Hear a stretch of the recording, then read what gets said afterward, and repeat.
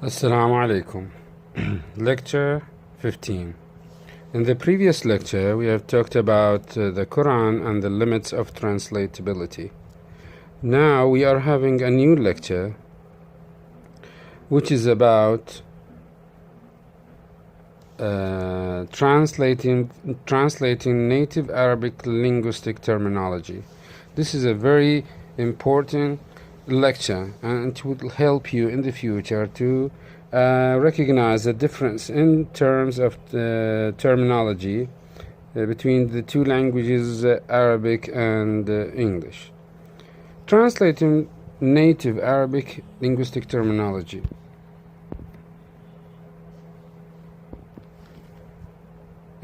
Translation in general is difficult and risky. A translator's objective is to transfer information from one language to another, without betraying the former to accommodate the latter.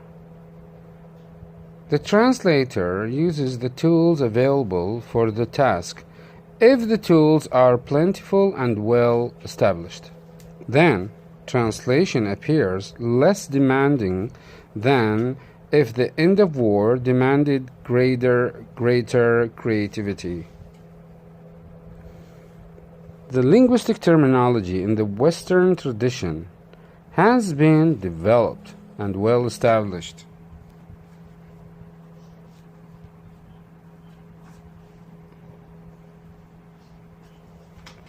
A look at the translation of Arabic linguistic work will show clearly that to go from the Arabic source to the Western target has been an easy undertaking for translators. After all, who would dare to care to change or challenge such firmly established universals like consonant and vowel, noun and verb, adjective and adverb? So the issue here, however, is whether these terms are transferable across cultural and linguistic boundaries without any kind of distortion, or whether respect and fidelity to different linguistic traditions grant the linguistic sciences a larger perspective on the discipline beyond the traditionally established and partially fossilized terminological vocabularies.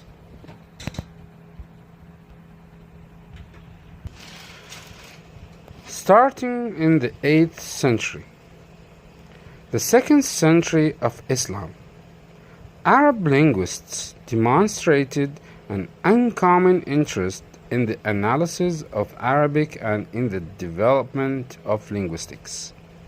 In the process, they created a new science with an ingenious conceptual framework tailored to the exigencies of the language as they knew and spoke it.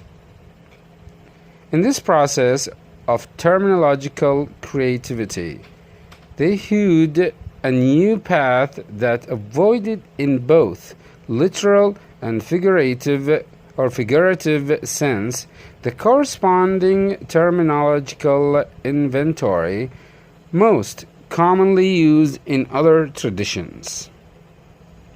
In translation of Arabic, the originality and the imagery of the Arab linguistic tradition have been recast into and subsumed under the vocabularies of the host languages. Translation has been faithful to its Western roots and tools, but both of the genius and the ethos of the Arab creators of linguistic terminology have been lost. So, we have here some important remarks about the differences of terminology and of the terminology in both Arabic and English. This will help you, dear students, to tell the difference in the use of terminology in both languages. We have here some important remarks about this topic. However, the whole lecture will be supported by many examples that show the difference between the two languages in terms of the use of linguistic terminology. And this lecture focuses only on basic terminologies used by both English and Arab linguists. The issue of concern is whether the corresponding terminological choices by both sets of linguists are comparable and reflect shared visions and shared intuitions about the same linguistic phenomena. Besides the Arab tradition, there are two linguistic traditions that have established themselves and that can claim autonomy and independence. One is the Indian tradition, articulated by Panini in the 4th century, then revised by the commentators and followers. This tradition is well known to the English-speaking world. The second is the European or Western tradition, beginning with the Greek writers of logic, philosophy, and science, and their reflections on language and its use. This tradition was adopted by the Latin writers in the treatises and has continued to our day. In this, also called the classical tradition, there have been many new developments in the study of language and linguistics. Various schools have approached language and the study of language from different and often new perspectives. Generally, one feels comfortable reading the treatises of the various schools despite the differences. Apart from certain novelties pertaining to individual schools, there is a remarkable consistency in the use of terminologies. A student of linguistics will come across a core inventory of linguistic terms, such as vowel and consonant, noun and verb, subject and object, adjective and adverb, and the rest of the terminological repertoire developed over the centuries. It is concepts like these that define, for the most part, one's understanding of how a language operates. The richness of these linguistic vocabularies, their familiarity and their pervasiveness both facilitate and hinder translation. This abundance of concepts makes it difficult to look at treatises on language from other traditions and with different perspectives. Translation is made both easy and difficult at the same time.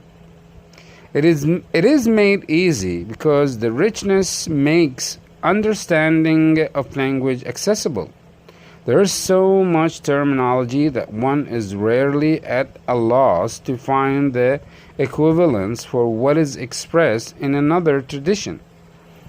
In the transmission of information, one sees one's own tradition and one's own frame of reference reflected in what is being said by others. Since the object of study is the same, language, then both the analysis and the synthesis must be shared irrespective of the idiom or the divergent terminological variance among the different traditions.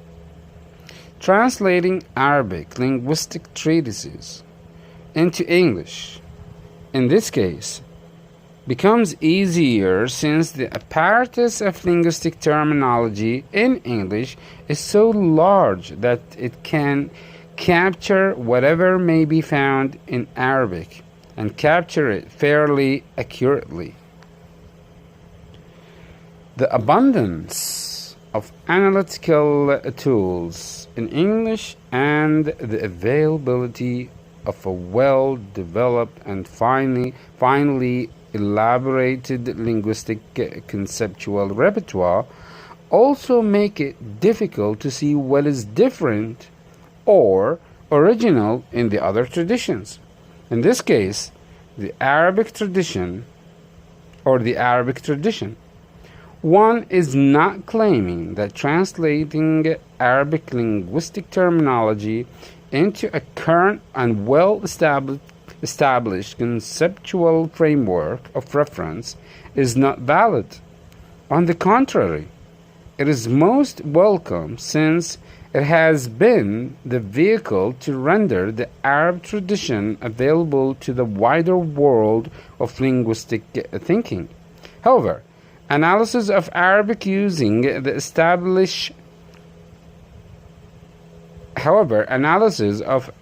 terminology using the established tools of another tradition conceals the creativity and originality brought to bear by Arab linguists on their own language and in their own way.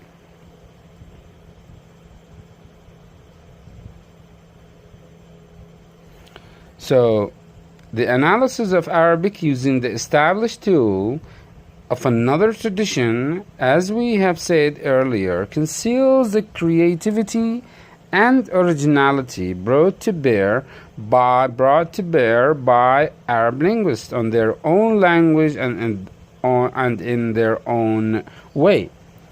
This applies particularly to the early stages of Arabic linguistic development, the 2nd century of the Islamic calendar, the 8th century of the Common Calendar. At this time, two major figures, Al-Farahidi as master and Sibawayh as student,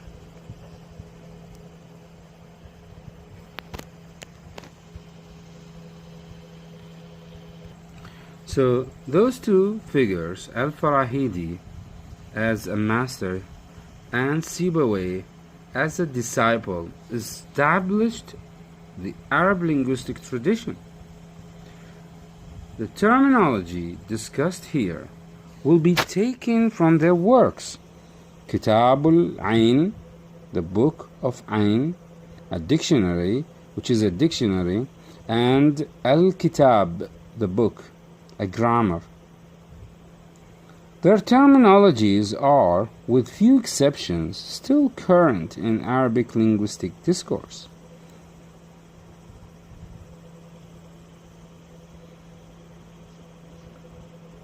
Concerning linguistic terminologies, approaching this topic is perhaps most appropriately done by selecting specific terms and reflecting on them in both Arabic and English.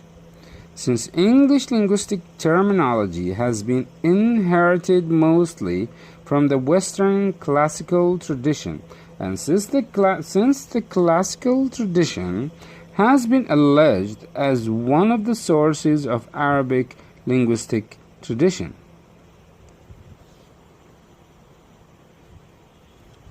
this lecture concentrates on the Western tradition as reflected in the shared concepts and vocabularies used both in English and Arabic, with comments on a selected number of such terms. concerning lugha and lahja, language and dialect. So we need to come across this topic to tell the difference between two according to Arab linguists.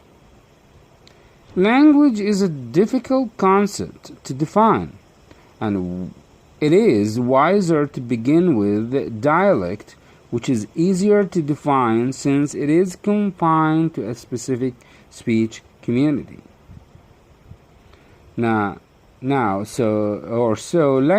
or dialect is the language of that group of speakers with all its attendant constraints and peculiarities when compared to the language of which it is a dialect. Linguists normally define dialect as a regionally or socially distinctive variety of language with a particular lexis and grammar. Language, by contrast, is something more inclusive and more comprehensive, whose speakers are mythical beings of that abstract entity that pretends and prescinds from its many actualities.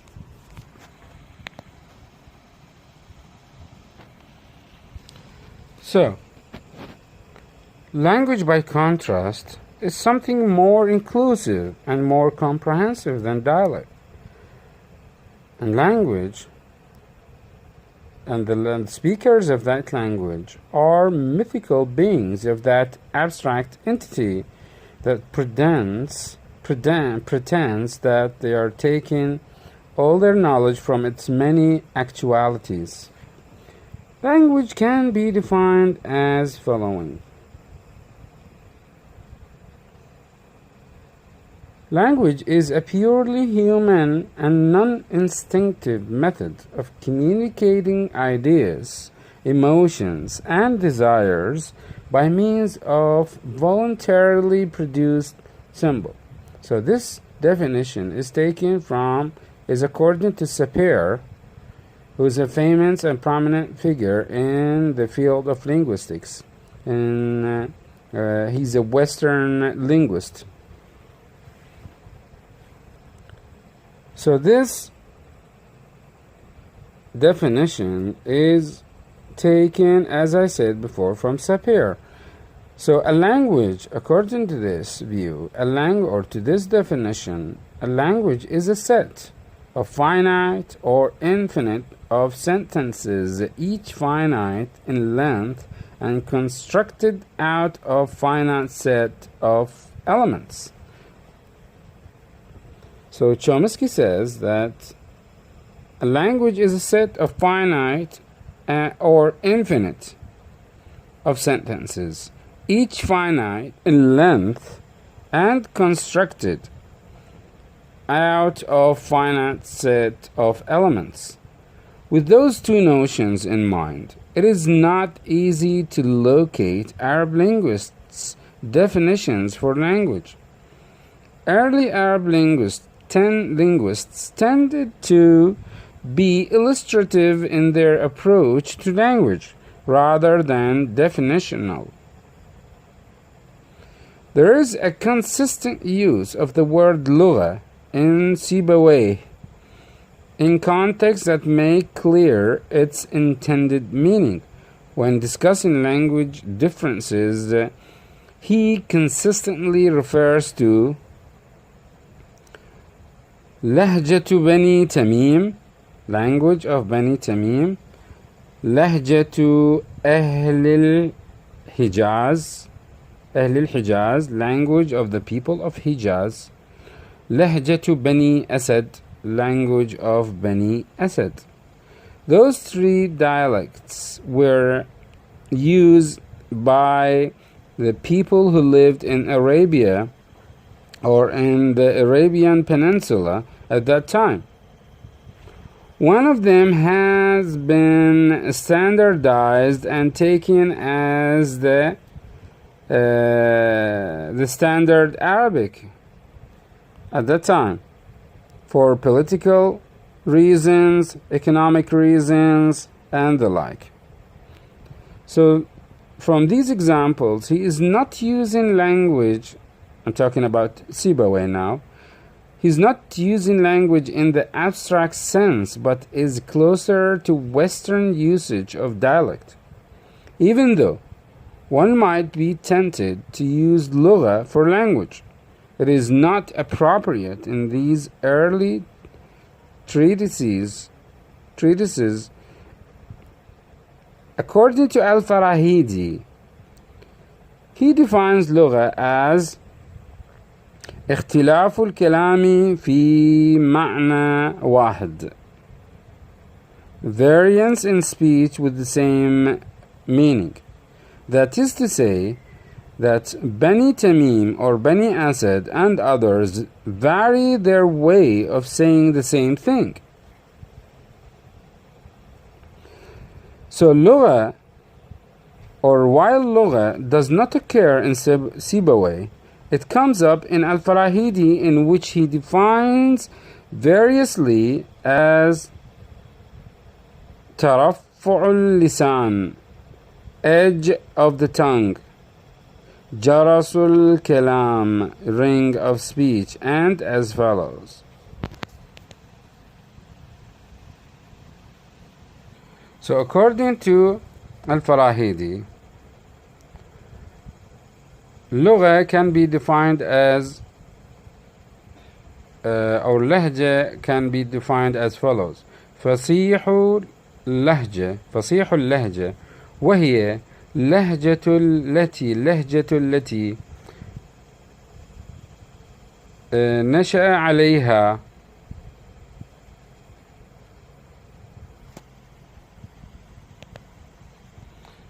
اللهجة التي جبل عليها فاتضح ونشأ عليها. Eloquent of lahja, it is his lugha of which he is made and grew upon and is accustomed to. That is to say, the person's unique way of speaking. The term idiolect can be used here if one were generous with that term. So the current terms of language and dialect, instead of dialect and idiolect respectively, miss their mark and veil what was clear to the early Arab linguists. Now we come to present the term haraka, motion, and sukoon, stillness. So vowel versus consonant is the fundamental dichotomy in phonetics and phonology. Whatever these two terms mean, we know they refer to sounds like I, A, U, and P, T, K, respectively, and correspondingly to other sound segments. The terms vowel and consonant are borrowed Latin words, and they are used only in linguistic discourse. Their meanings are obvious because of what they refer to, not because the concepts are well defined. So the Arab linguists drew neither on close etymological affinity nor on semantic relationship when they carried out their phonetic analyses.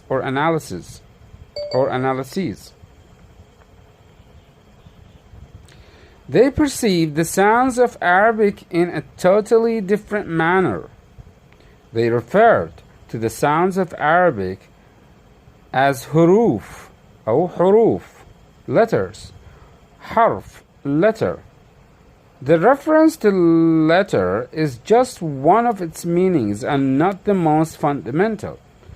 According to Lane, harf has to do with the deviation, hardship, leanness, fine edge, nib, and the extensions that come with these. حرفة أو حرفة would be simply one's profession, not necessarily related to linguistics. Reference to the nib of a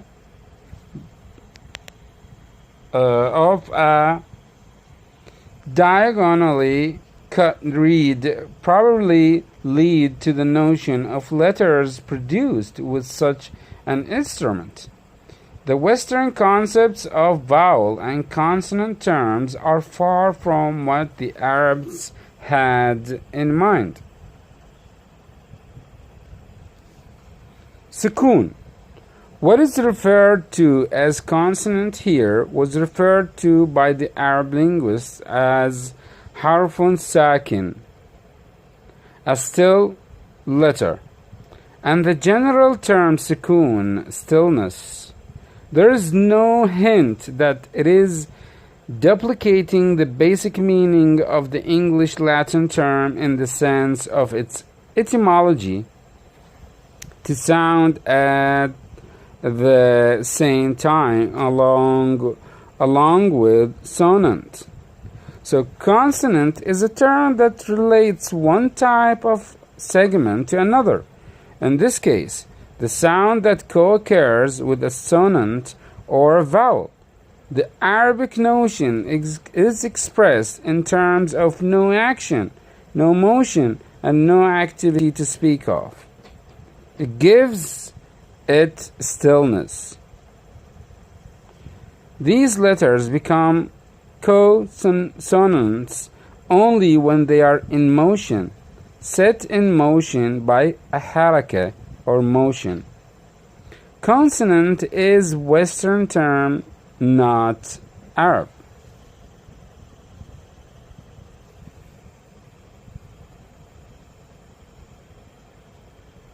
So the term consonant in this sense is a Western term, not take, and Arabs did not take it from or take this or adopted this term into their and used it into their knowledge, their culture, no, or their language. So haraka, what is referred to as vowel, the Arab linguist called haraka. This is a different image from the concept of vowel. Vowel is connected to voice, probably to the remote Latin word vocalis, something sonorous, which in turn sheds light on consonant. It is remote from the concept that Arabs used for this phenomenon. Haraka refers to the motion of the speech organs, not necessarily to the output of the motions. Translating haraka and sukoon with vowel and consonant abandons the basic meanings of these terms and loses what originality and the authors brought to this science. The dichotomy of haraka and sukoon is a more elemental dichotomy than that of vowel and consonant.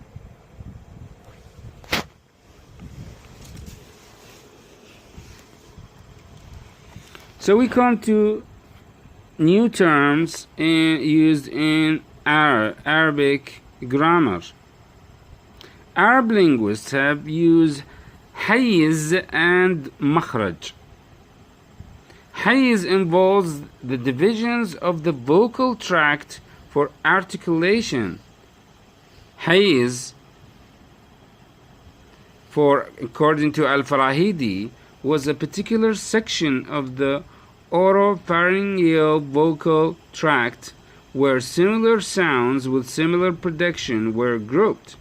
There were 9 such locales, which included areas of the oropharyngeal tract with reference to the upper and lower extensions in the activity and to the whole cavity. Upper and lower extensions in the cavity and to the whole cavity, and are located at halq, throat, laha, uvula, shajr, velum, litha, dalaq, shafa, and jawf, cavity. So the organs of speech are termed, as we have mentioned earlier here, with 9 reference to such locales, which included areas of the oropharyngeal tract with reference to the upper and lower extensions in the cavity to the whole and to the whole cavity, and are located as halq, laha, lahat, shajr, asla,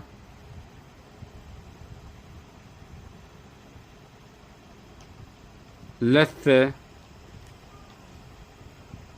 shafa, dalaq, jawf, and the like. In addition to the upper divisions of the speech tract like laha, uvula, and litha, gingivae,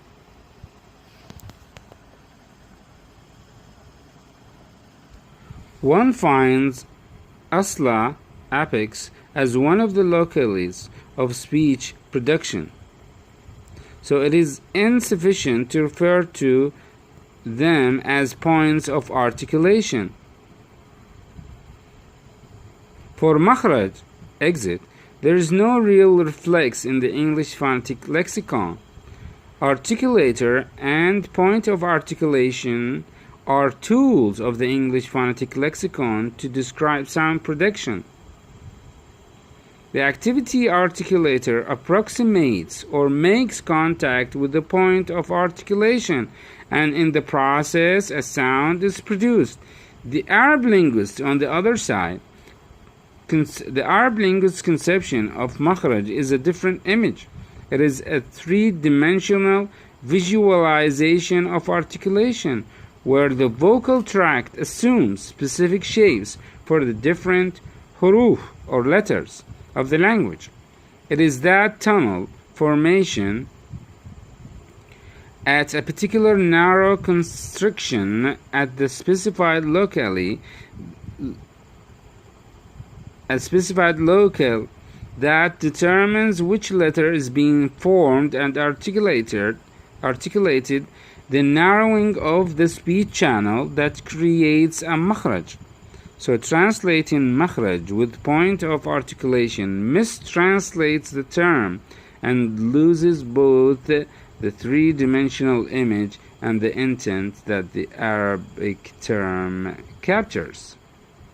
Thank you very much.